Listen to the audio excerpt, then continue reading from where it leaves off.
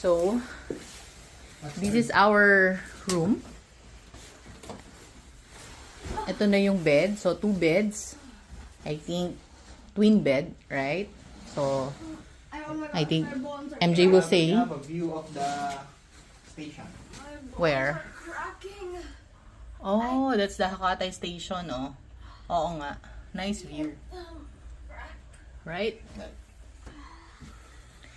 Mag-room tour lang tayo. Quick lang. So, malaki yung room actually. 'Di ba? Malaki siya. Compared dun sa Nagana dati. So, Yeah, but this one kasi has 2 beds. the Japanese bathroom. May bathtub. Malinis naman.